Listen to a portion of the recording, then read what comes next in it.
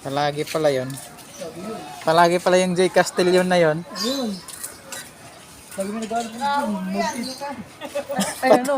Tapos grab ay lalamog. Lalamog. Ano pa na yun? Minsan yung bayad na eh. 1, 2, 2,000. Oh? Helmet. Ay, kron. Bayad na. Kasi saan? Bayad na. Hindi ka pin dito. Walang makuha yung rider. Pupunta rito yung nagbayad. Ayun. Buti nga, hindi pa bayad eh. Buti sa akin, di pa ba yun?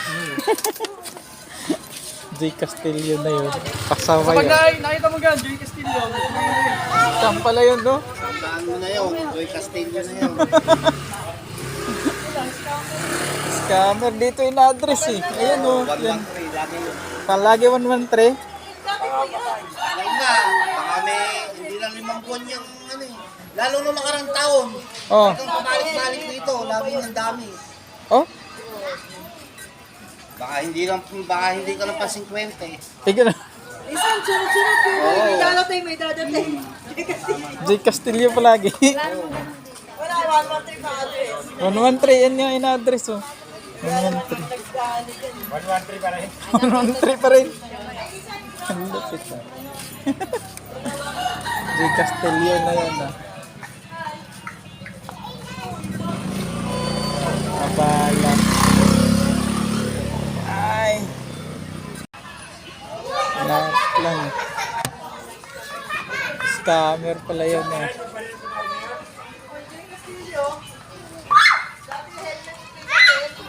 Basta bayad pa yun. Oh, yung helmet? Oo. Oh, Ayan, nagbayad na. wala pa naman. Papuntang ano naman to? Talagang ina-address yung 113. Scammer yan. Scammer. Papuntang Fairview naman tong sa akin.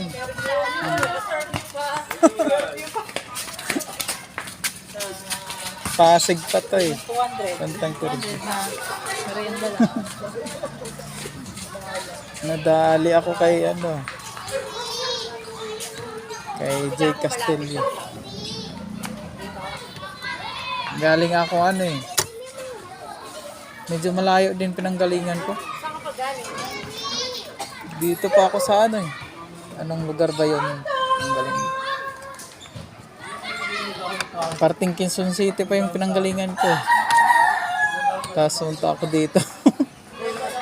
Yan na lang. Tinigilan ko yung lalamog. Dati naglalakad.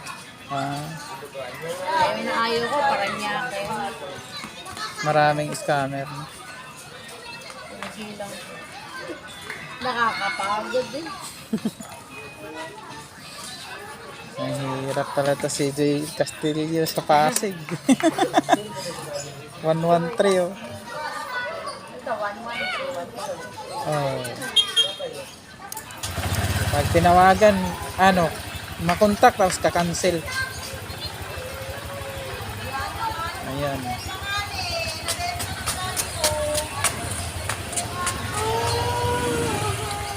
Okay.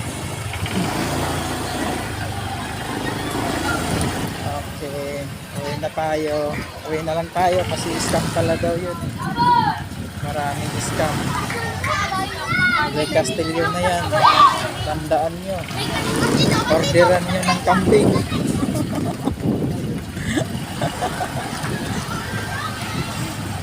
Huwag nyo nang kunin yan. Kasi nandito tayo ngayon sa Pasig. Papuntang Fairview yun. Pagdating natin doon, dati na scammer pala yun. J. Castillo na yun. Yan, papakita ko sa inyo yung yung booking niya.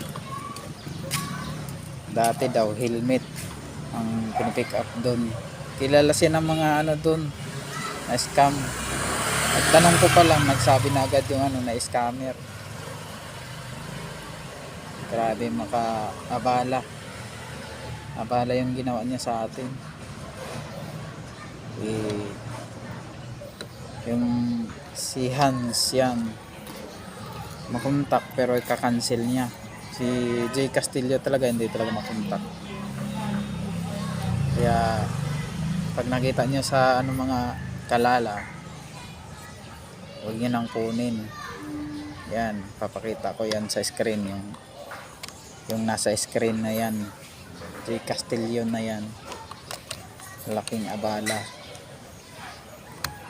pang anong deliver na sana natin yun, pang 10, pero may dala na tayong isa pauwi dun sa atin sa Caloocan South, kaya uwi na lang tayo. Shout out sa iyo, J. Castillo. Sana masaya ka sa ginagawa mo. Matagal ka na palang ganyan.